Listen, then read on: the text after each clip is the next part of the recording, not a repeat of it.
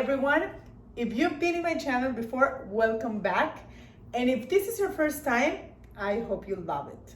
I am Maria Ritelt, and I am very excited this week because I'm gonna be making something that I've never expected to make in my life.